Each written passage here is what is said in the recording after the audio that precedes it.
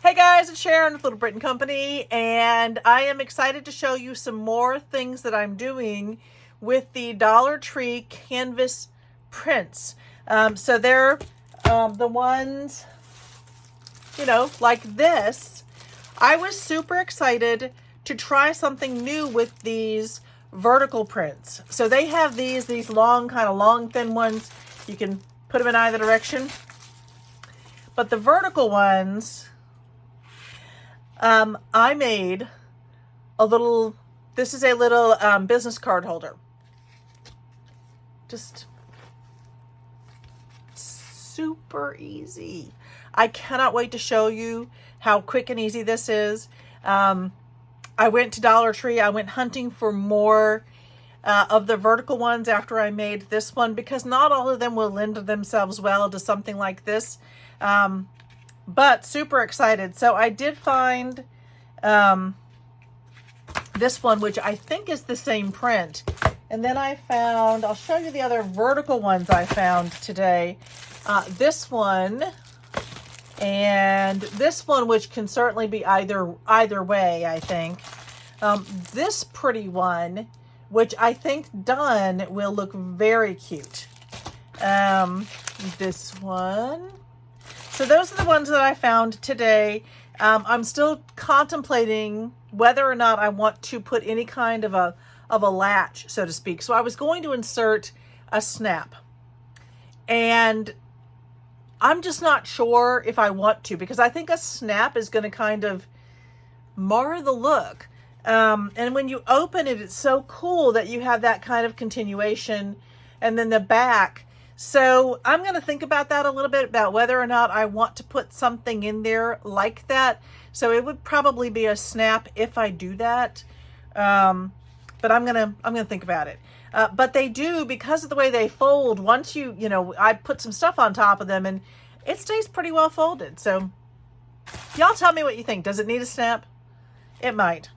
So I think I'm going to do, I'm going to do a different one today. I can't decide. Should we do the yellow flowers? I'm not sure how well, because you have to contemplate what's gonna, when it folds over, because this will fold over, what are you going to see? And you'll see a flower coming down, which I think will be really cute. Actually, I think I'm gonna do the pink one. So let me get started. I'm just gonna take that off of there. I'm gonna flip the camera down so you can see what I do, how I make these. They're so incredibly easy. Incredibly easy. The hardest part is turning it. It's the hardest part. All right, so I said the hardest part was turning it, but I may have lied there. The hardest part might be getting the staples out.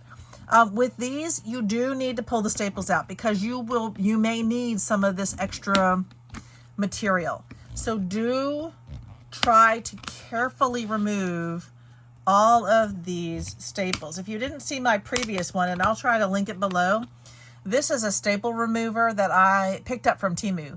And for this particular art, I don't know what to call it.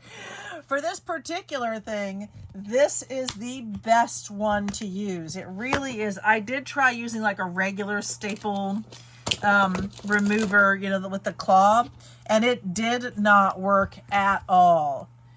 You really need something that's going to go under there. I even tried to use a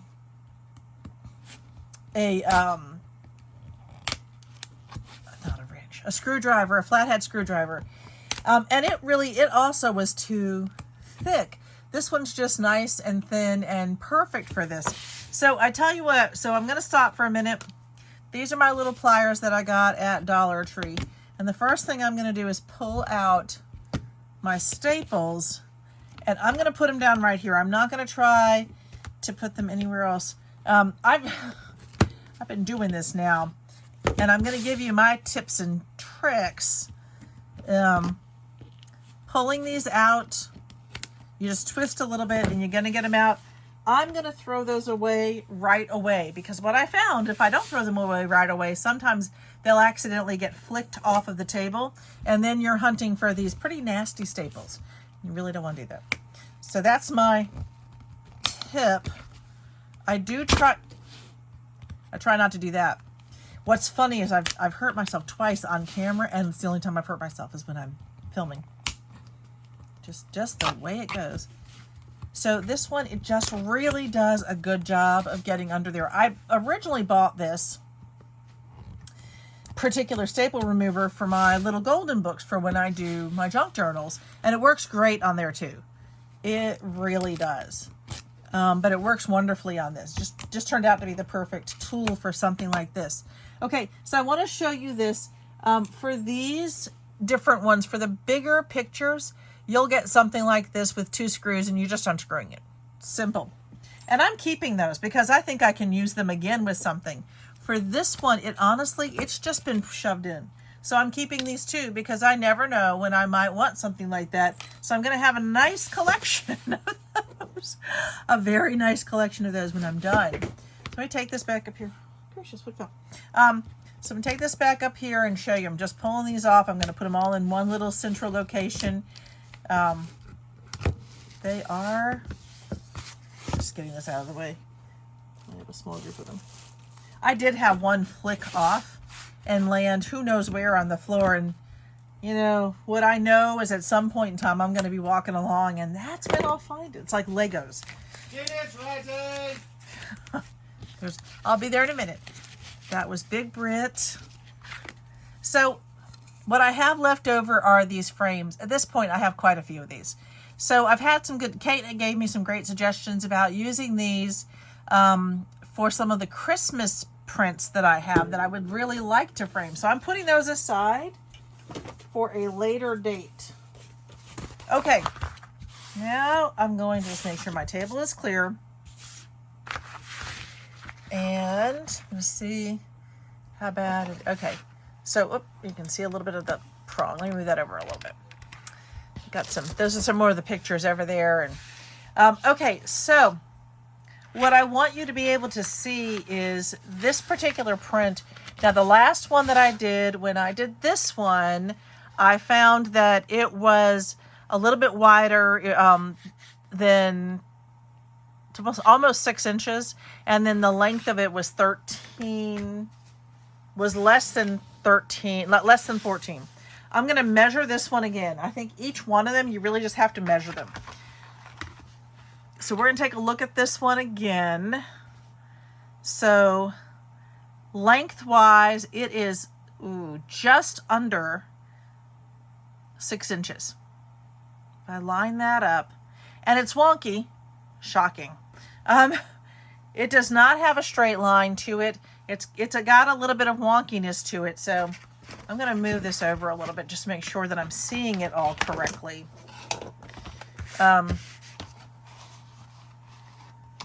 So, oh golly, trying to get that, because I may need to keep most of this. So what I'm going to need on my width is 5 1/4. So I can get rid of a little bit of this extra. Hopefully I'm going to get rid of the part that has the holes in it. But once I sew it up and turn it, you won't see that. And then for my length, and I ran into this at the last one. So the length, this one's better. So the last one was shorter. I pretty much need to keep most of my length with this one. What I would like to have is 13 3/4. And this one is about there. So I'm going to be really cautious with this one and not lose a whole lot of it. Like I said, with this one was just over like 13 1/2. So I did lose a little bit. I'm okay with that. I don't think I lost anything with it. Just loving this. Okay, so next what we're going to do is we're going to cut. Okay, so the print this particular print, you have to measure each one of them, is not quite 6 inches by a little over 13 1/4. So I have just a tiny bit of trimming. I don't want to lose a whole lot of this side because the print actually goes almost all the way over, and I want to salvage as much of the print as I can, but I do want straight edges. So I'm just trimming off a little bit of this one, and then I'm going to turn it around, and I'm just using my ruler instead of, I have quilting rulers, so this is a Fisker's quilting ruler. So I'm going to line it up with my 5 1/4. Make sure it's lined up with the 5 1/4, because I am much more interested in where it is on the ruler than where it is on the board. Okay, so I've got my 5 1/4.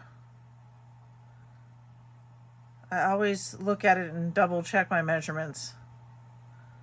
Always, always. Okay. Yep.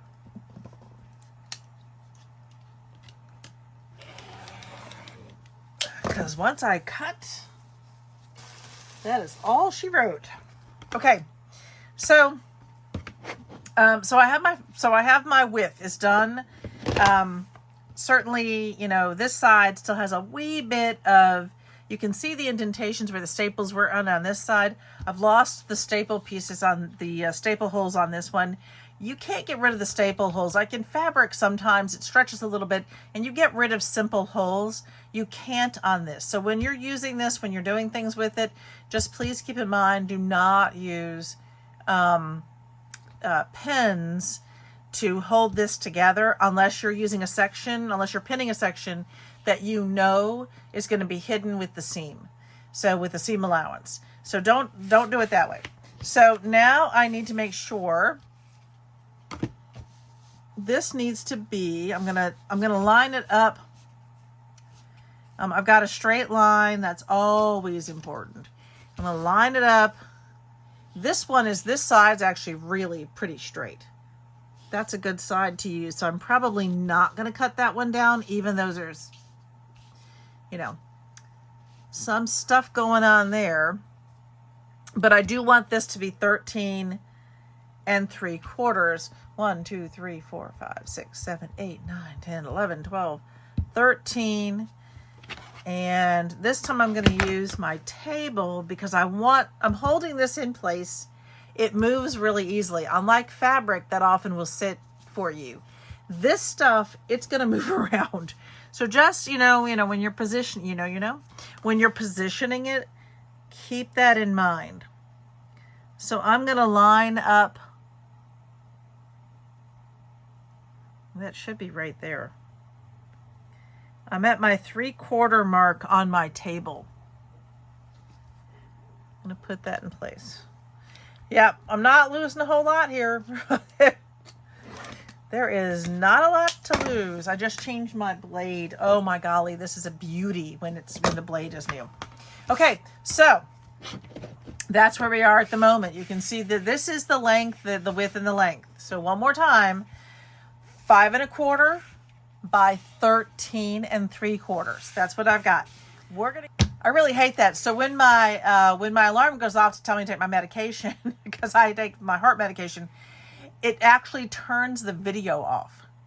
So I've got to catch it and make sure that I'm, that it hasn't turned me off.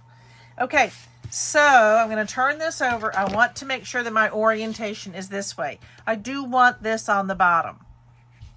This will be my orientation. So when I turn it over, first thing I'm going to do is I'm going to measure up by 2.5 inches. And, I don't need the board to do that. I need my straight edge here. Let me get that right. Okay, let's see.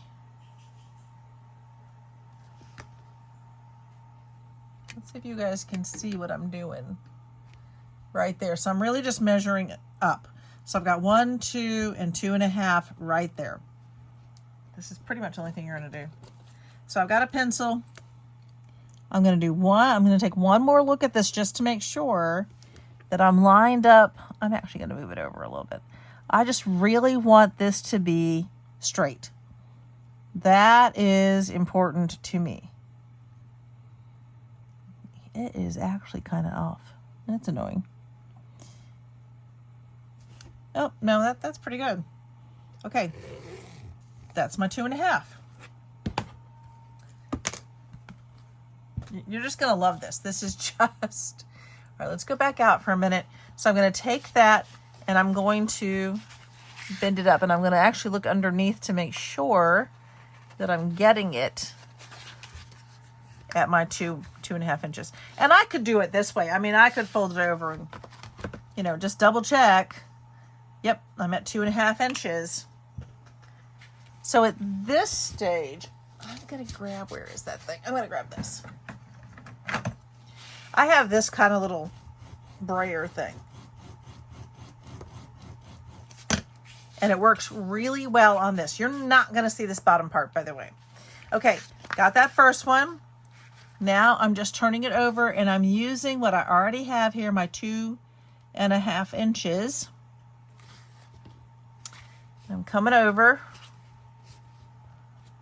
And again, we're a little bit off there. Just gonna make sure that we're not off.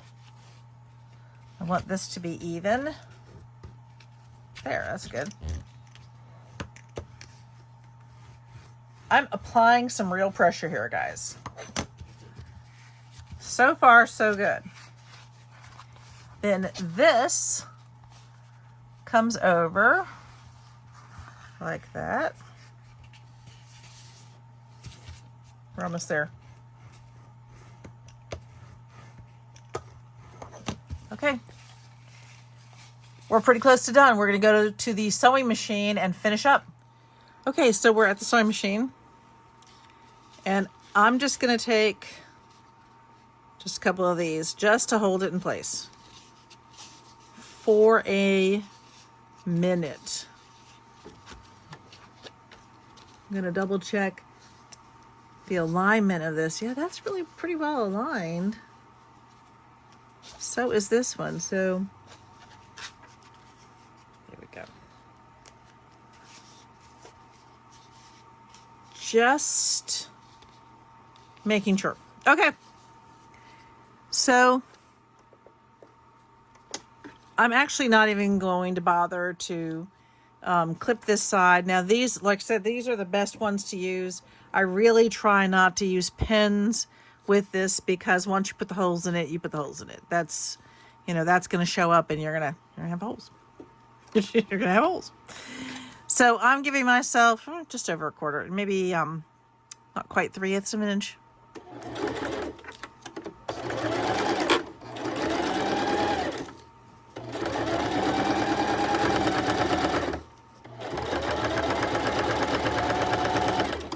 You can even hear the machine being a little bit loud on that, only because it's now going through a lot of material. That's just a lot. And trim that, and we're gonna move on to this side. The brayer really helps now. I mean, I know that these are folded the way I want them to be, and it really holds things in place. This is not something, this material, so to speak, is something that's going to kind of stay in place. Okay. That's all the sewing we have to do. Oh. I'll go ahead and get rid of anything like that. And trim. Okay. This is the hardest part, and I'm actually going to move my sewing here. Ooh, it's precious. This really is the hardest part here. Okay, so we have to turn it. I am actually going to do what I did with the last one. I'm not going to trim a huge amount, but I'm going to trim some, just so I don't have as much bulk. I'm going to come in there. I'm going to do the same thing with this one. You can see I'm not getting rid of a huge amount, but I am kind of bringing it in a little bit. And I definitely did some back stitching here. So let's try to turn this guy. And the reason it's a little bit harder is because this is so stiff. I mean, it's a painting-ish. It's meant to feel and look like a painting. So I'm going to try to get it turned as easily as possible. This one's actually turning better than the last one. All of these are kind of a pain to turn. I'm going to heat up my, shoot, got to plug it in first, don't I? While I'm going to pause for just a minute, and I'm going to plug in my iron. Get that one started. There we go. There we go. I am not heating. I'm going to use synthetic at the moment. I might get it a little bit warmer. Like that. Don't like that. But I'll show you what I'm going to do in a few minutes. This is my first step. I am using a metal. I know this seems weird, and I might change it over, but I really need to get that point out. I want to be cautious. This will stretch. It's canvas. Canvas stretches. It's literally meant to. So I'm just being a little bit cautious about when I get my points out. Now I'm going to use, really, really cautious with these. There we go. That's nice and pointy. One more, just a little bit. Okay, what I don't want to do. All right, that was the first turn. Now it's the second turn. Now we turn this one. But I had to get my other points done before I did this, because I can't get back up in there once I do this unless I turn it back out. So you want to get these done before you make this turn. Oh, this looks so cute. Okay. I haven't decided which one I like better to use on this. So I'm not poking. I don't know how to put it. I'm more going between the two. I don't want to poke, because I don't want to poke a hole through. I'm kind of twisting in with when I put this one in, I'm kind of doing a little bit of this, almost spooning. Just really trying to get, if I can. There we go. Oh, okay. Now, all we do, oh, look how cute that ended up. So all we do is bring it over. And then I can get the brayer. And that's our next little business card pouch. All right. So the last thing I can do, and I'm gonna use this little piece of material because I don't really like having the I'll put that over here a little bit. I don't like having it look crushed. So there's not a whole lot on there. I'm using the material to ensure that I don't adhere it to. Okay, my alarm once again. Okay. Again, so what I'm going to do is I'm going to weight this, and I need to push that corner out a little bit more. That corner is going to drive me crazy. It's not quite out where it needs to be. There we go. So, what do you think? Let me know. Let me know what you think about it. I am loving these. I still do. And again, do you think that I should add a snap to it? Once I put some additional weight on it, this will just stay together. You can look inside. It is open at the bottom. I mean, I could, if I wanted to, I suppose I could go through and top stitch around, but I just don't think that for this particular little wallet, I don't think the top stitching is going to add anything to it. And it's already just so stiff. I just don't think it's necessary, but I do love these. I think that they are super fun. They are so super easy to make. And they're just so fun. They're so fun. Anyway, I'll stop. I'm rambling. Let me know what you think. I hope you enjoyed it, and I can't wait to show you the next one. And I think the next one is going to be using these materials to make little fabric baskets. Cheers.